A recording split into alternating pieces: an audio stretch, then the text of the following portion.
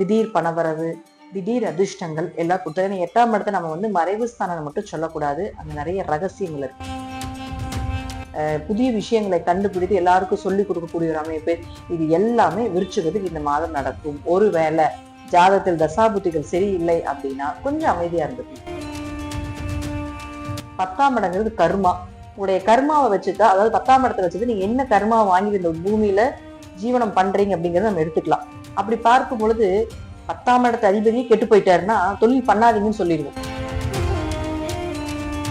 நீங்க எதை தொட்டாலும் லாபம், எதை செஞ்சாலும் லாபம். இது சனி வேற வக்கரமாக இருந்துச்சுன்னு வச்சுக்கோங்களேன். உங்க ஜாதகத்துல 3ஆம் அதிபதி 4ஆம் அதிபதி எல்லாம் வரக்கூடிய லாபத்தை ஃபுல்லா நீங்க வீடு வாங்குறது, சொத்து வாங்குறது.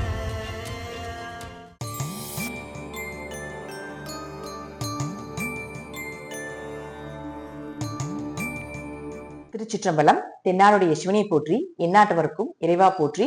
டெம்பிள் எக்ஸ்பிரஸ் சேனல் நேயர்கள் அனைவருக்கும் அன்பான வணக்கங்கள். இன்னைக்கு நாம ஆவணி மாத பலன்களை பத்தி பார்க்க போறோம். அதற்கு முன்னாடி நம்மளுடைய சேனலை சப்ஸ்கிரைப் பண்ணிக்கோங்க. இந்த மாதம் பார்த்துட்டீங்கன்னா என்னென்ன கிரகங்கள் மாறுறாங்கன்னு பார்க்கலாம்.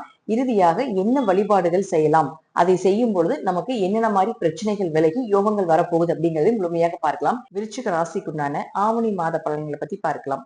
விருச்சிக ராசியை பொறுத்த வரைக்கும் பார்த்துட்டீங்கன்னா ஆவணி மாதத்துல ராசி அதிபதியாக இருக்கக்கூடிய செவ்வாய் 8ஆம் இடத்துல போய் இருக்காருங்க. உங்க ஜாதகத்தில் தசாபுத்தி நல்லா இருந்துச்சுன்னு வச்சுக்கோங்களேன், இது விபரீத ராஜயோகமாக திடீர் பணவரவு, திடீர் அதிர்ஷ்டங்கள் எல்லாம் கொடுத்தது. ஏன்னா 8ஆம் இடத்தை நம்ம வந்து மறைவு ஸ்தானம் மட்டும் சொல்லக்கூடாது. அங்க நிறைய ரகசியங்கள் இருக்கு, நிறைய புதையல் இருக்கு, நிறைய கண்டுபிடிப்புகள் இருக்கு. சயின்டிஸ்ட் எல்லாமே பாத்தீங்கன்னா 8ஆம் இடம் வலுத்திருக்கு. புதுசா கண்டுபிடிக்கிறது, புதிய புதிய சிந்தனைகள், புதிய யோசனைகள், ட்ரெண்டிங்கா வரக்கூடிய விஷயத்தை எல்லாமே, அந்த நுணுக்கங்களை கண்டுபிடித்து சொல்லக்கூடியது எல்லாமே இந்த 8ஆம் இடம் தான். கம்ப்யூட்டர் நாலேஜ், ஐடி சம்பந்தப்பட்ட துறையில இருக்கிறது, இது போல அந்த ஆட்டோமொபைல் சம்பந்தப்பட்ட புதுசா ஒரு விஷயத்தை கண்டுபிடிக்கணுமா, அந்த 8ஆம் இடம் நல்லா இருந்தாதான் அவங்களால கண்டுபிடிக்க முடியும். அப்படி இருக்கக்கூடிய ஒரு இடத்துல ராசி அதிபதி போய் இருக்கும் பொழுது தசாபுத்தி நல்லா இருந்துச்சுன்னா நிறைய விஷயங்கள் உங்களை நோக்கி வரும், நிறைய ரகசியங்கள் தெரியப்படும். பிரபஞ்சத்தினுடைய சக்தியை எட்டுதாங்க. அதனால இன்ஃபினிட்டி அப்படிங்கிறத நம்ம 8ஆ வச்சாங்க. சோ அதாவது பிரபஞ்சத்துடைய ரகசியங்கள் தெரியறது.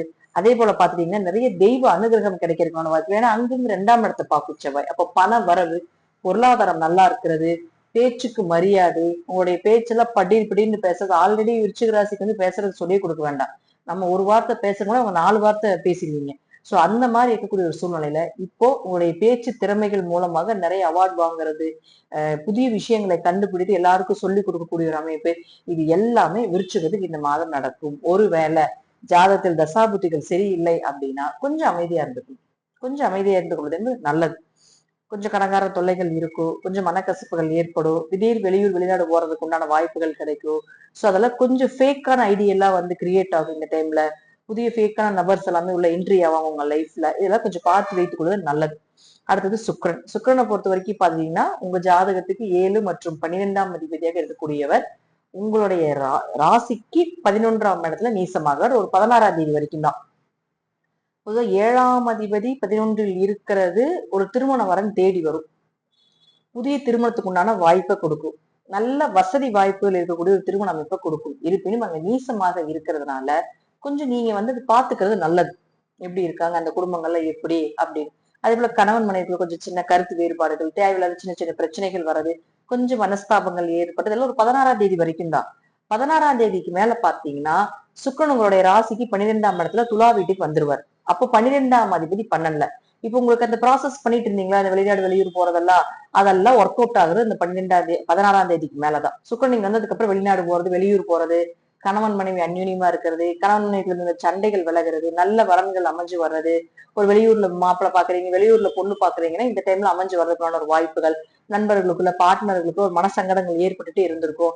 அந்த மனசங்கடங்கள் எல்லாம் விலகிறதுக்குண்டான ஒரு அமைப்பு. இதெல்லாம் உங்களுக்கு ஆஃப்டர் செகண்ட் ஹாஃபுக்கு மேல நடக்கிறதுக்கு உண்டான அமைப்புகள் உண்டு. அடுத்தது புதன்.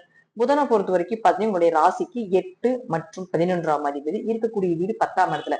பொதுவாக ஜாதகத்துல சொல்லக்கூடிய விதிகள்ல என்னதான் வந்து நீசமா இருக்கு, வக்ரமா இருக்குது, பாவகிரக சேர்க்கைகள் இருக்குது அப்படின்னு எவ்வளவோ விதிகளை சொன்னாலும் நிறைய சூட்சமங்களும் அதுல கொடுத்துட்டு போயிருக்காங்க நம்மளுடைய சித்தர் பெருமக்கள். அதுல பார்க்கும் பொழுது 10ஆம் இடத்தில் ஒரு பாவியா இருக்கணும். உங்களுக்கு 10ஆம் இடங்கிறது தொழிலுங்க, 10ஆம் இடங்கிறது கர்மா. உங்களுடைய கர்மாவை வச்சுதான், அதாவது 10ஆம் இடத்தை வச்சுட்டு நீங்க என்ன கர்மாவை வாங்கி இந்த பூமியில ஜீவனம் பண்றீங்க அப்படிங்கறத நம்ம எடுத்துக்கலாம். அப்படி பார்க்கும் பொழுது 10ஆம் இடத்து அதிபதியே கெட்டு போயிட்டாருன்னா தொழில் பண்ணாதீங்கன்னு சொல்லிடுவோம். ஆனா 10ல் ஒரு கிரகம் இருந்தா தொழில் பண்ணுங்கன்னு சொல்லுவோம். அது நல்ல கிரகமா, அந்த ஜாதகத்துக்கு யோகமா, பாவ கிரகமா, அதெல்லாம் ஃபர்ஸ்ட் நம்ம பார்க்கணும். அப்படி பார்க்கும்போது பொதுவா இந்த மாத பலன்களை பார்த்து எடுக்கிறப்ப நம்ம எப்படி எடுக்கணும்னா 10ல் ஒரு பாவி தான் அந்த தொழில் இருக்கக்கூடிய விஷயம் எல்லாமே, தடைகள் எல்லாமே ஷார்ட் அவுட் ஆயிரும். அப்படி 10ல் இப்ப எவ்வளவு பேர் இருக்காருன்னு பாருங்க. கேது இருக்கார், புதன் வந்திருக்கார், 21ஆம் தேதி வரைக்கும் புதன் அங்கதான் இருப்பார்.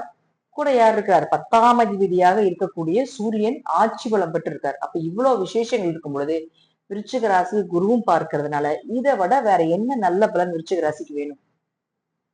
அப்ப எப்படி இருக்கும் உங்களுக்கு? 8 கூட 10ல இருக்கிறதுனால தொழில் ஓடல, தொழில்ல பிரச்சனையா இருக்கு, தொழில் புதுசா பண்ணலாமா அப்படிங்கிற சிந்தனைகள் வரும். அப்ப ஏன் ஓடல, என்ன பிரச்சனை? எனக்கு கேதுவோடு இருக்காரு இல்லையா? அப்ப என்ன பண்ணுவாருன்னா அதை யோசனைகளை அதிகப்படுத்துவார். என்ன பண்ணலாம், என்ன செய்யலாம், எதுனால நமக்கு இப்படி நடக்குது அப்படின்னு இந்த ஞானத்தை கொடுப்பார். அப்ப திடீர் வருமானத்தை கொடுக்கறது. அப்ப திடீர் வருமானத்துக்கு என்ன பண்ணலாம், என்ன ஷார்ட்கட் இருக்குது, லாங்கா போகாம எப்படி ஈஸியா சம்பாதிக்கலாம், சின்ன சின்ன விஷயத்துல எப்படி கண்டுபிடிக்கலாம், இப்படிங்கிற எல்லா விஷயத்தையும் கொடுத்துருவாரு. ஏன்னா 8ஆம் இடத்துல ஷேர் மார்க்கெட் யோகம், 8ஆம் இடம் அப்படிங்கிறது பாத்தீங்கன்னா லாட்ரி யோகம், இதெல்லாம் கொடுக்கறது 8ஆம் இடம் தான். அப்ப அதுல எல்லாம் எப்படி சம்பாதிக்கலாம், அதை நோக்கின பயணத்தை கொண்டு போய் விடும்.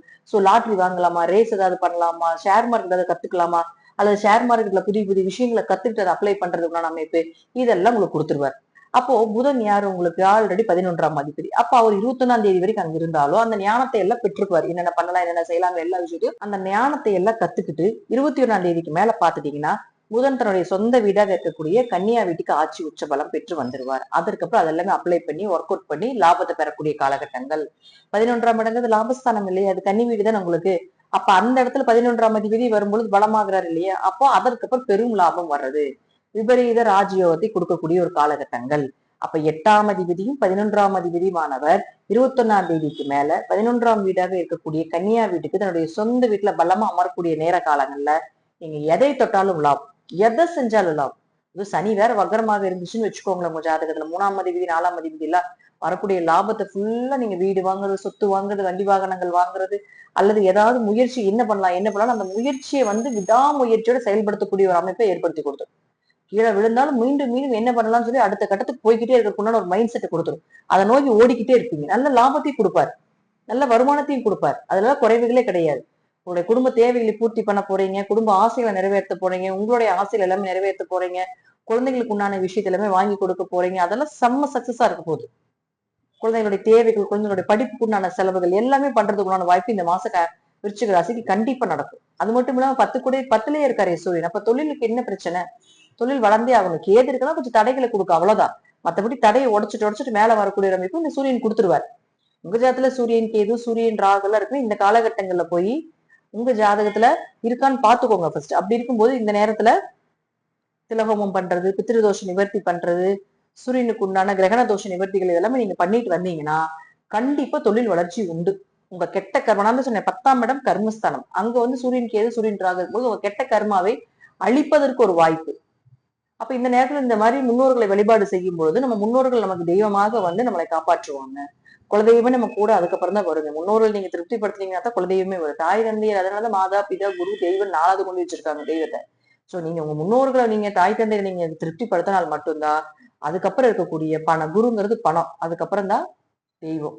இது எல்லாமே ஒரு விஷயங்களோட தான் நமக்கு சாஸ்திரத்தை நமக்கு கொடுத்துருக்காங்க. சாதாரண விஷயத்த நம்ம கொடுத்துட்டு போகல எந்த ஒரு சித்தர்களும் ஞானிகளும். ஸோ இதெல்லாம் கொஞ்சம் கடைபிடித்து செஞ்சால் இந்த மாதம் உங்களுக்கு நல்லா இருக்கும். ஸோ இதெல்லாம் யோகத்தை கொடுக்கறது. தொழிலும் வரப்போகுது, லாபமும் வரப்போகுது. எல்லாம் கொஞ்சம் 16ஆம் தேதிக்கு மேல செம்மையா ஒர்க் அவுட் ஆக போகுது. இதுல எந்த மாற்றுக்கத்துக்கும் இடமே கிடையாது. சரி, என்ன வழிபாடுகள் செய்யலாம் விருச்சிகத்துக்கு இந்த மாசம், என்ன செய்தால் யோகம் இன்னும் அதிகமாகும் அப்படிங்கறத பார்க்கும் பொழுது விருச்சிக ராசிக்காரங்க வீட்டுல எல்லாத்து வீட்லயுமே மேக்சிமம் முருகனுடைய படம் இருக்கும், முருகன் சிலை இருக்கும், வேல் வச்சிருப்பாங்க மேக்சிமம். இந்த மூணுல ஏதோ ஒண்ணு கண்டிப்பா இருக்கும். முருகனுடைய சிலை கண்டிப்பா இருக்கிறதுக்கு வாய்ப்புகள் உண்டு. ஒரு சில விருச்சிக ராசி விருச்சிக லக்ன வீட்டுக்காரர்கள் வீட்டுல போய் பாக்குறப்போ நிறைய காப்பர்ல எல்லாம் பெரிய பெரிய சிலையில வச்சிருக்காங்க. சோ அந்த மாதிரி இருக்கக்கூடியவர்களுக்கு எல்லாமே நீங்க செய்யக்கூடிய விஷயம் என்ன அப்படின்னு பாத்துட்டீங்கன்னா, முடிந்த அளவுக்கு இந்த மாதம் முழுவதும் செவ்வாய்க்கிழமை, ஏன்னா ராசி அதிபதி செவ்வாயிலே மறைஞ்சிருக்காருலே, அப்ப செவ்வாய் நம்ம வலுப்படுத்தணும் இல்ல, அதனால வாரம் ஒரு முறை வேலாக இருந்தாலும் சிலையாக இருந்தாலும் முருகனுக்கு ஒரு அபிஷேகம் பண்ணிடுங்க.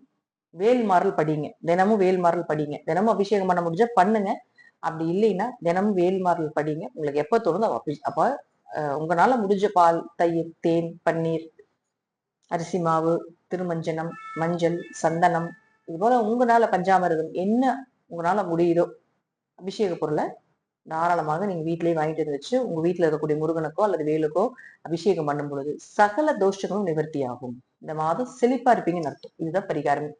வேல்மாறல் படிக்க படிக்க படிக்க படிக்க 6ஆம் அதிபதி 8ல இருக்கும்போது எதிரிகளுடைய தொல்லை தாங்க முடியாது. அப்ப வேல்மாறல் உங்களுக்கு ஒரு பெரிய பாதுகாப்பா இருக்கும். வேல்மாறல் மிகப்பெரிய ஒரு சக்தியா இருக்கும். அதெல்லாம் கொஞ்சம் கவனமா இருந்தீங்கன்னா நன்மைகள் நிறைய இருக்கு. இது ஒண்ணுதான் சின்ன ஒரு விஷயம். இதெல்லாம் பண்ணி பாருங்க. அப்பதான் உங்களுக்கு தெரியும் அதனுடைய சக்தி என்னங்கிறது. அதுக்கப்புறம் தான் உங்களால உணர முடியும்.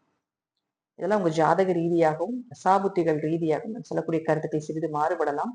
நன்றி. இன்னும் ஒரு நல்ல பதில சந்திக்கலாம். திருச்சிற்றம்பலம், தில்லையம்பலம், ஸ்ரீ நரசிம்ம துடிகளை சரணம்.